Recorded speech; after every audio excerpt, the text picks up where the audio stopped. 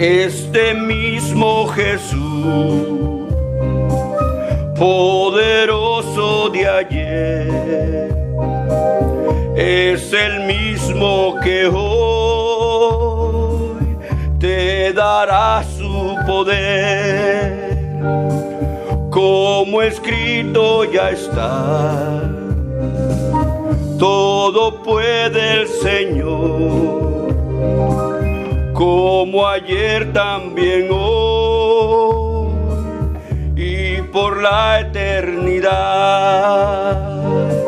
Si tú vienes a Él, salvación te dará.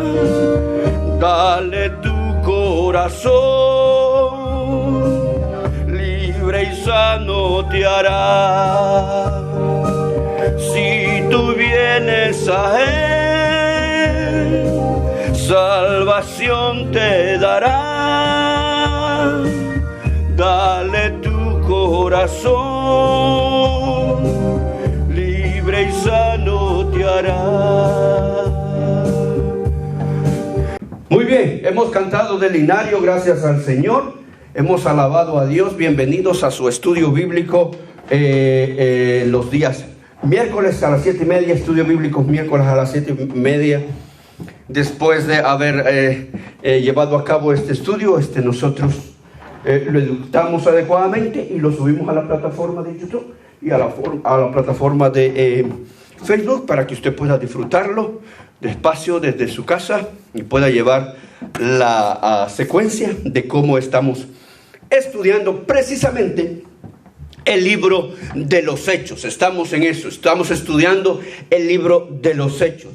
Es lindo estudiar las Escrituras porque nuestro Padre Celestial, nuestro Señor Jesucristo, lo primero que hizo fue enseñarnos la palabra de Dios. Muy bien. Vamos a ir entonces al libro de Hechos en el capítulo 3 y vamos a ir ahora desde el versículo 11 al 16 del 16. En el estudio anterior, nosotros vimos la curación de un cojo en el pórtico de Salomón, ¿verdad? En lo que llamábamos, en la entrada que se llamaba la Hermosa. Y vimos, y si recuerda el mapa que tuvimos, el pórtico es todo como el atrio alrededor y luego está el templo propiamente dicho, de donde empezábamos para entrar con la puerta, la Hermosa. Entonces el pórtico de Salomón viene siendo como el atrio, la entrada principal y el atrio alrededor que estaba antepuesto al tabernáculo propiamente dicho, al templo propiamente dicho, y era el área de los gentiles. Es importante saber dónde estamos ubicados. Y vimos entonces que fue ahí que se llevó a cabo en el estudio pasado la curación de un cojo, ¿verdad? De un paralítico. Bueno, nosotros podemos recordar que dijimos que esta curación o este milagro había sido una curación instantánea, era una curación del momento, no era una curación o una ejecución de milagro premeditado, sino que ocurrió precisamente ahí en el momento. Además, fue una curación completa, es decir, no fue a medias, no se curó una pierna y la otra no se curó algo y lo otro no, sino fue una sanación completa. Estamos con esas características porque eso denota la manera como Jesucristo trabaja. Este hombre en sus 40 años no había podido caminar nada y ahora lo está logrando gracias a la intervención del Espíritu Santo a través de Pedro y Juan. Y es una curación innegable también, un hecho innegable porque pues nadie podía dudarlo, todo el mundo conocía a ese hombre. Generalmente la mayor cantidad de gente que iba ahí era una gente que iba regularmente al templo, así es de que con cuánta frecuencia habían visto a ese hombre ahí en la puerta la Hermosa y pidiendo, y claro, al verlo ya sanado no podían decir lo más que podían era estar atónitos, era estar asombrados, como lo vamos a estar leyendo en este en esta lectura. Bien, leamos capítulo 3, versículos del 11 al 16, dice así: teniendo asidos a Pedro y a Juan el cojo, que había sido sanado, todo el pueblo atónito concurrió a ellos al pórtico que se llama de Salomón. Viendo esto, Pedro respondió al pueblo: varones israelitas, ¿por qué os maravilláis de esto? ¿O por qué ponéis los ojos en nosotros, como si por nuestro poder o piedad hubiésemos hecho andar a este? El Dios de Abraham, de Isaac y de Jacob, el Dios de nuestros padres, ha glorificado a su Hijo Jesús, a quien vosotros entregasteis y negasteis delante de Pilato, cuando éste había resuelto ponerle en libertad. Mas vosotros negasteis al santo y al justo, y pedisteis que se os diese un homicida. Y matasteis al autor de la vida, a quien Dios ha resucitado de los muertos, de lo cual nosotros somos testigos, y por la fe en su nombre a este, que vosotros veis y conocéis, le ha confirmado su nombre, y la fe que es por él ha dado a este esta completa sanidad en presencia de todos vosotros. Padre, bendice tu palabra, te alabamos, Señor, guíanos a toda verdad, que sea tu Espíritu Santo en todo momento, Señor, porque al tocar estas bellas letras de la Biblia, Señor, nosotros nos enlazamos con los dichos de tu boca. Así es de que pedimos la provisión de tu presencia, Señor, para predicarlo, para enseñarlo y también para aprenderlo y comprenderlo. Asimismo, para llevar esta palabra y ponerla por obra. En el nombre de Jesús. Amén. Muy bien. Ahora Pedro y Juan van a aprovechar el momento para testificar de Cristo en el templo. Es cierto que Juan y Pedro tenían una nueva fe, la fe en Cristo, la fe en el cristianismo, pero no la usaron como excusa para dejar de cumplir la ley como buenos judíos. Al contrario, esto les ayudó a estar en el lugar y con la gente precisa a quien Dios le había mandado. Muy bien, aquí lo que está ocurriendo es un milagro, un gran milagro que empieza a ocurrir en el inicio del libro de los Hechos, y Lucas se preocupa por ser detalloso a la hora de contarlo, porque es importante denotar cómo el Señor Jesús está ejerciendo el ministerio a través de los discípulos, o ha puesto a la iglesia para que ejerzan el ministerio que Él les dejó. Muy bien, hablemos un poco de los milagros. Hubo un tiempo, hermanos, en que los milagros eran necesarios, porque eran como la garantía de la verdad y del poder del evangelio en su ataque inicial en aras de conquistar al mundo espiritualmente con el mensaje. Para ello, hermano, existían dos circunstancias especiales. En primer lugar, existían los apóstoles que en ese momento, en esos días, estaban vivos. Estos hombres que habían tenido una relación personal, cara a cara, de primera mano con Jesucristo. Estos hombres que se habían deleitado mirando, tocando y oyendo todo lo que el Señor Jesús les enseñaba.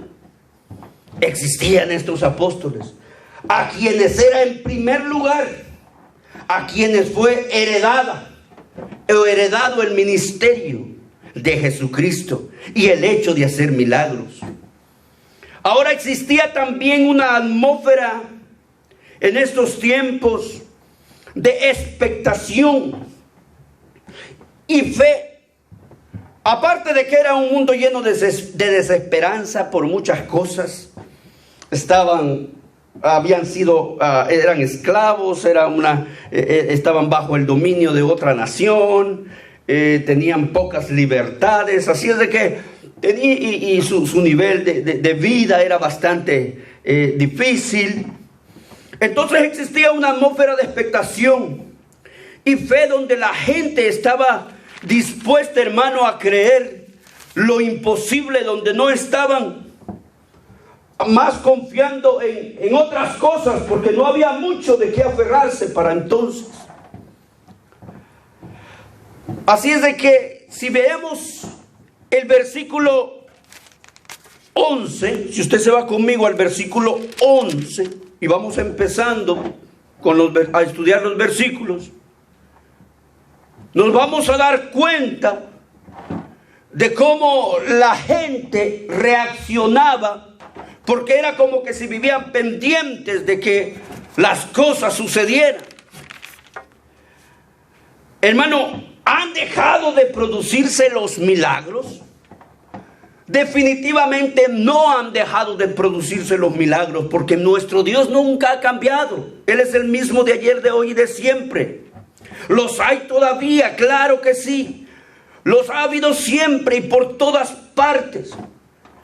Pero los va a haber siempre y los va a haber por todas partes, toda vez que hayan ojos creyentes que lo sepan ver, que hayan corazones que lo sepan creer, que hayan vidas que lo sepan provocar. Entonces los milagros van a seguir ocurriendo, porque son y es por la presencia maravillosa de Dios que ocurre. Dios es el mismo de siempre. Él no fue el Dios de Pablo y el Dios de Pedro. Dios, ese mismo Jesús, es el Jesús de nosotros. Por eso ya pueden llegar a ocurrir milagros en la vida, hoy, en la actualidad. Así es de que no se asombre tanto y no se decepcione tanto pensando que no hay milagros, y cuando ocurre uno, wow, ese hombre es sobrenatural. No, el sobrenatural siempre va a ser Jehová Dios de los ejércitos. Es que nosotros ahora creemos poco y razonamos mucho. Eso es lo que pasa. Bien, vamos a irnos al versículo 11 y vamos a leer lo que está pasando ahí. Teniendo asido a Pedro y a Juan el cojo que había sido sanado, todo el pueblo atónito concurrió de ellos al pórtico que se llama de Salomón. El cojo no soltaba a Pedro y a Juan, seguramente por la alegría que lo embargaba, no hay duda, ¿verdad?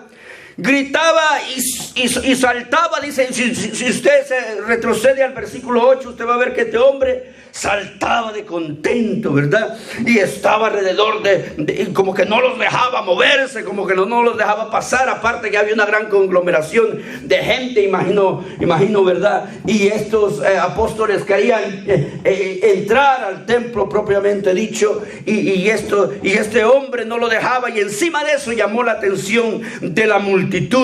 Entonces, si usted recuerda el slide que pusimos la vez pasada, donde tenemos al templo, tenemos el pórtico de Salomón, que es el atrio de la parte completamente de afuera del templo al área de los gentiles, ¿verdad? Entonces, en ese espacio es donde se estaban moviendo ellos. Muy bien, Pedro aprovecha. En el número 12, mire qué interesante. La gente acudió. Vamos a ver qué tipo de gente era.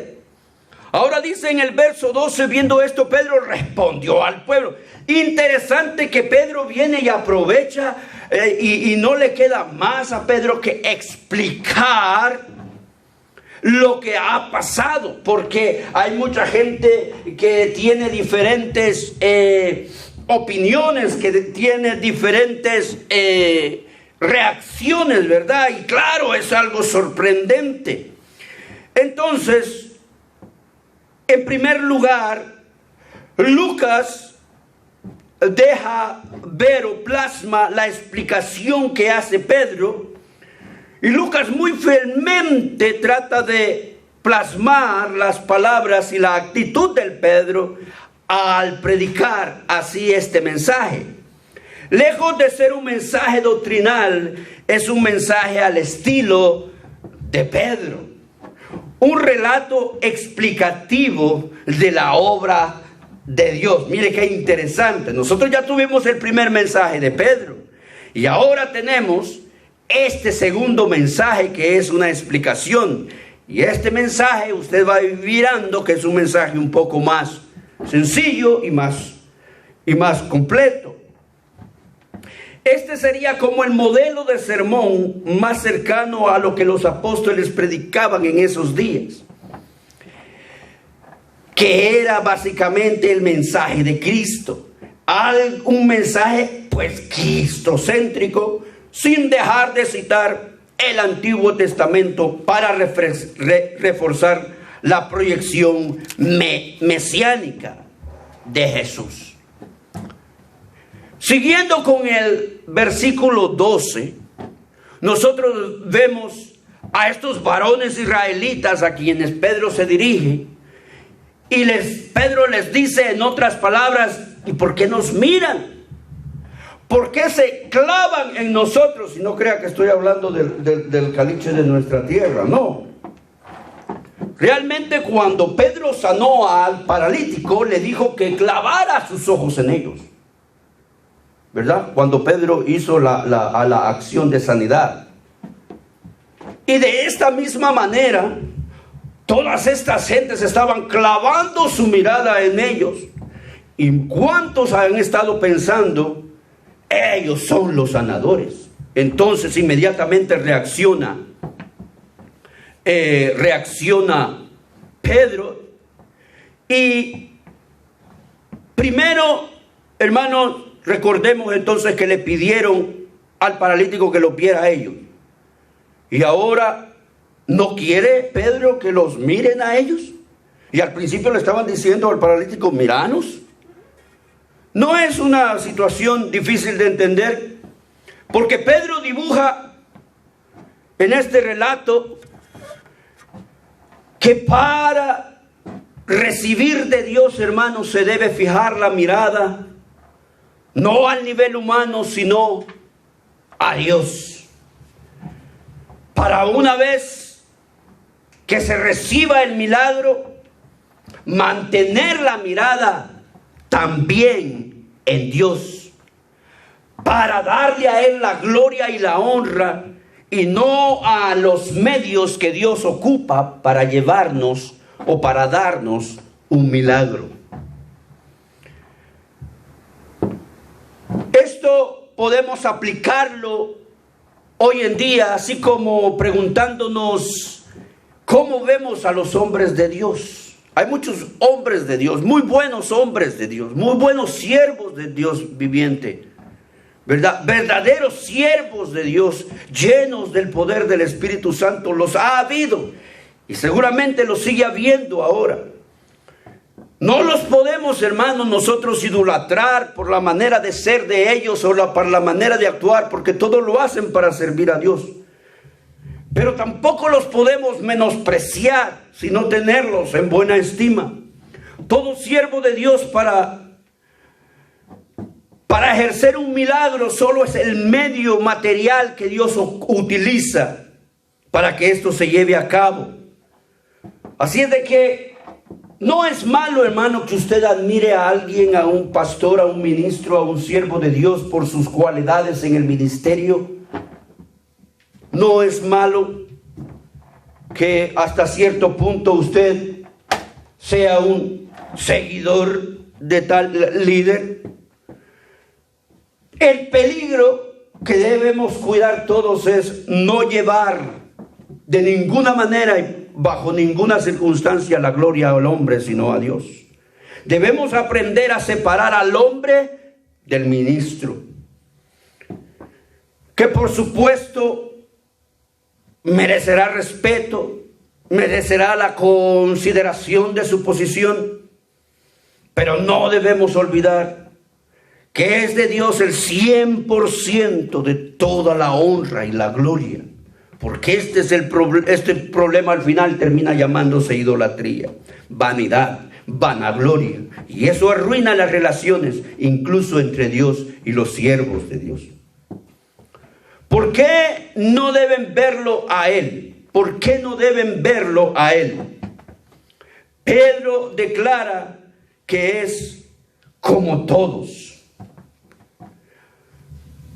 Ahí pone a Dios y a Jesucristo en el primer lugar y él pasa a un plano secundario. Pedro se preocupa por decirles a todos estos: no me miren a mí, no miren a Juan. Miren que esta obra que acaba de suceder en este hombre es por Jesucristo. Porque para eso se ejecutan los milagros, regresando a la introducción, para poder dar testimonio del poder y la velocidad del mensaje del mismo Jesucristo. Así es de que cuando aquí dice: ¿o por qué ponéis los ojos en nosotros? Como si por nuestro poder o piedad hubiésemos hecho andar a este. Les está haciendo una pregunta. Seguramente los primeros que se alegraron o que se aglomeraron ahí, váyase al 3, cuando vemos que la gente se aglomeró alrededor de ellos. En el versículo 13 básicamente se está refiriendo a un grupo específico de personas. Seguramente los primeros entonces que se aglomeraron eran los religiosos, porque precisamente en el templo y allá abundaban.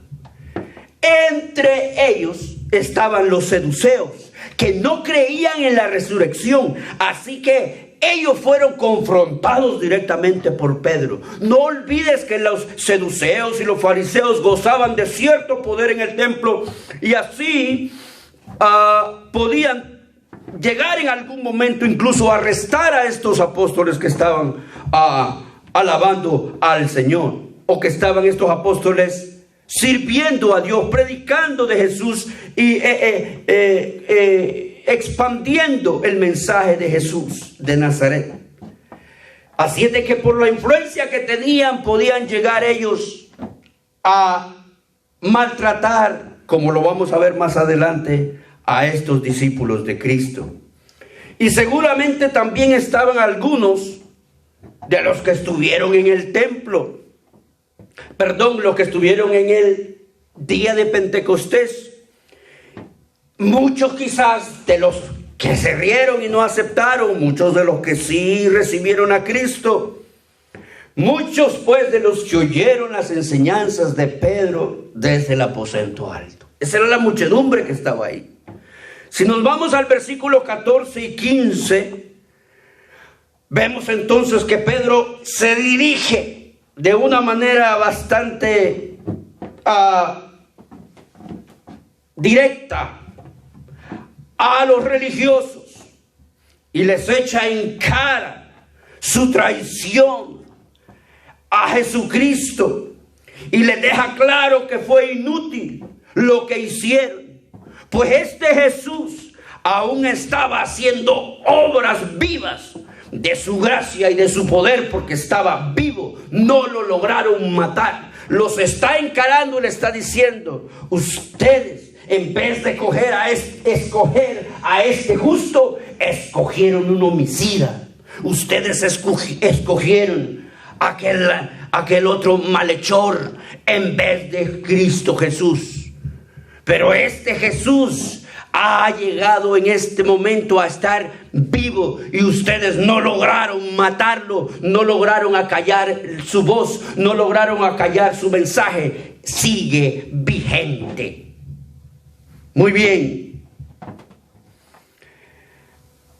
En el versículo 15 dice: y matasteis al autor de la vida, a quien Dios ha resucitado de los muertos, de cual nosotros somos testigos. Esto ponía o declaraba la posición apostólica de Pedro y de Juan en ese momento. El poder de Dios es superado, aún la muerte es superada. El poder de Dios supera cualquier obstáculo. Incluso la muerte había sido superada. Porque el mismo Cristo, un personaje muerto no puede realizar milagros, sino un personaje para dar vida tiene que estar vivo. Y por lo tanto Jesucristo, estando vivo, podía vivificar la vida tanto del paralítico como de cualquier otra persona.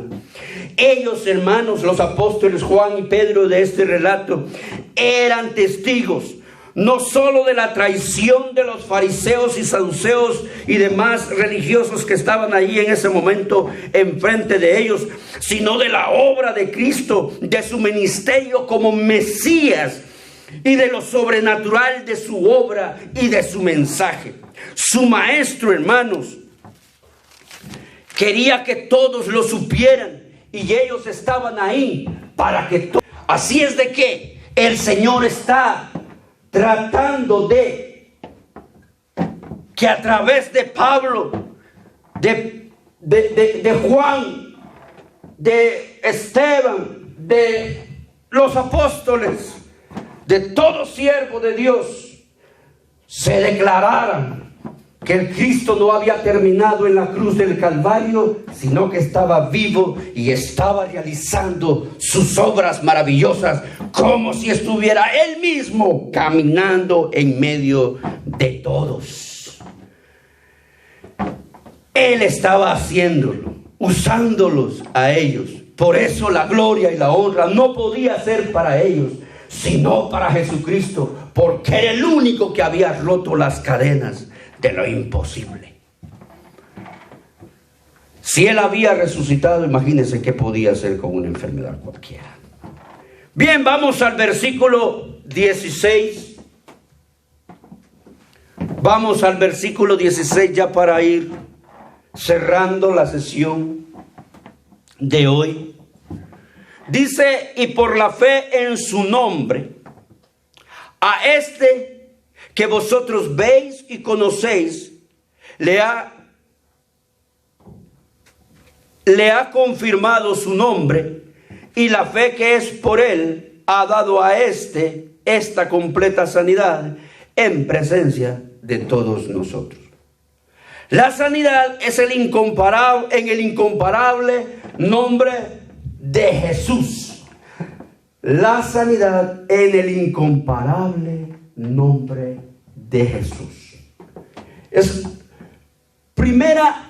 Esto aquí es como una condición para los milagros que vienen de Dios. No pueden ser en el nombre de la religión. No pueden ser en el nombre de mi santidad o de mi grado de espiritualidad. No pueden ser los milagros de Dios en la medida de nuestra fe incluso, ni pueden ser los milagros en la medida de nuestra necesidad, sino que los milagros tienen que ocurrir y llevarse a cabo en el nombre de Jesús. Y esto lo está dejando claro bien aquí los apóstoles. Y por la fe en su nombre, dice la Biblia. Y por la fe en su nombre. No hay fe en ninguna otra cosa. No hay fe en ningún otro amuleto. Hay fe en el nombre bendito de Jehová Dios de los ejércitos. En el nombre de Jesús, de su Hijo amado. Pedro y Juan se aseguran de que por su fe en el nombre de Jesús es que se lleva a cabo no solo este milagro, sino el hecho de ellos de anunciar este evangelio. Se aseguran de que aprendan que fue el Mesías en toda su plenitud quien sanó al hombre, que no fueron ellos. Quiten la mirada de nosotros, enfóquense, es en el Jesús. Cuando estaba leyendo esto, me venía a la mente la idea. En las iglesias muchas veces nosotros, por nuestro afán de cuidar las ovejas, en nuestro afán de hacer la obra de Dios, muchas veces ponemos a la gente o cambiamos la visión de la gente hacia actividades, hacia siervos, hacia ministerios, y poco a poco la gente está más preocupada en agradar ciertos ministerios o ciertas obras y quitan su mirada de Jesús. Pedro y Juan están bien preocupados de que entiendan todos, de no quitar sus ojos de Jesús, de no quitar su fe de Jesús, de vivir una vida cristocéntrica, porque Jesús es el único que tiene todo el poder y la potestad sobre todas las cosas, sobre todas las cosas sobrenaturales. Vemos también, como está relatando este versículo, que la fe no estaba en el mendigo. Porque cuando Pedro y Juan le dijeron al mendigo, míranos, el hombre estuvo atento a mirarlos, pero lo único que quería este hombre, o lo único que estaba haciendo era expectando una limosna, ¿verdad? Eso era lo único que estaba expectando, una limosna. Entonces era todo lo que él esperaba recibir de las manos de los discípulos. Pedro, Juan y Pedro estaban transmitiendo su fe. No era por la fe del paralítico, sino que era por la fe de Pedro y Juan, que se estaba llevando a cabo este milagro. Pedro y Juan eran los que habían depositado absoluta confianza en el mover en su interior del Espíritu Santo. Ellos sintieron la convicción de lo que Dios les mandaba hacer con el hombre. Yo no tengo nada que darte, pero te voy a dar algo que sí tengo en mi corazón. Y es que yo tengo fe de que puede ser sanado. Así es de que levantarte en el nombre de Jesús. El paralítico no fue el que tenía la fe. Pero le aseguro una cosa, que a partir de ese momento, no solo el paralítico, sino cuánta gente más que reaccionó al mensaje positivamente, se llenaron de la fe en el Señor. Y entonces, seguramente no abandonaron más el ministerio de los apóstoles, sino que buscaron cada vez más llenarse de la gracia de Dios. Les digo, en esos días había mucha expectación y mucha necesidad, así es de que mucha gente quizás solo buscaba los milagros como hoy en día, pero al mismo tiempo podían deleitarse con el mensaje, y el mensaje de Dios podía en algún momento entrar a sus vidas y afianzarse en sus corazones con una fe diferente, la fe del Mesías. Así es de que el mensaje era que todo aquel que cree en el Mesías, en el Jesús crucificado y resucitado, puede ver, y no solo ver, sino hacer estas maravillas como la que estaban viendo. Pedro les está diciendo a todos: yo soy la prueba de que el Señor puede usarte para hacer la obra de Dios, puede usarte para hacer cosas sobrenaturales. Y este paralítico es la prueba de que Dios puede hacer en ti cosas sobrenaturales. Este hombre que ven aquí es la prueba de que Dios está vivo y sigue moviéndose como hace unos días se movía en carne y hueso en Galilea. Pero después de que resucitó, ustedes pensaron que estaba muerto, y no está muerto, Él está vivo. Miren lo que sigue haciendo.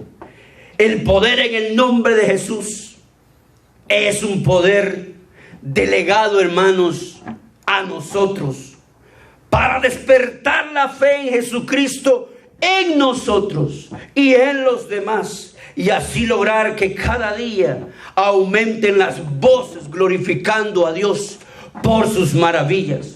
Así es de que su vida y su corazón no solo son depósitos de la presencia de Dios.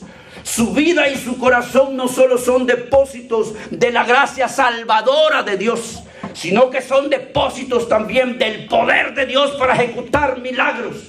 Necesitamos fe, necesitamos entrega, necesitamos santidad, necesitamos darle toda la honra y la gloria a Dios para que Él se vivifique en las obras del Evangelio. mientras caminamos en esta tierra, mientras peregrinamos en esta tierra, el Señor quiere probarle al ser humano que Él es Dios y que no debe dudar. Y está dispuesto el Señor a hacernos bien a través de milagros, de prodigios, a través de cosas sobrenaturales, si tan solo le creemos a Dios, si tan solo depositamos nuestra confianza en Él. Hasta aquí vamos a llegar en el estudio del día de hoy. Y vamos a terminar con este capítulo seguramente en el próximo miércoles. Y vamos entonces a orarle al Señor y a entregarle en sus manos el agradecimiento por lo que hemos hecho. Y si hay una persona que nos ha visto, que no ha recibido a Cristo como su Señor y Salvador personal, le suplicamos que ore con nosotros de la siguiente manera. Padre, en el nombre de Jesús venimos delante de ti, reconociendo nuestro estado pecaminoso, Señor. Queremos, Padre, buscar tu rostro y pedirte perdón por nuestros pecados y entregarte nuestra vida para que la salves hoy. Gracias, Señor, por tu gran amor y tu misericordia. Guíanos, Señor, de hoy en adelante en nuestro nuevo nacimiento. En el nombre de Jesús. Amén. Muy bien, hemos terminado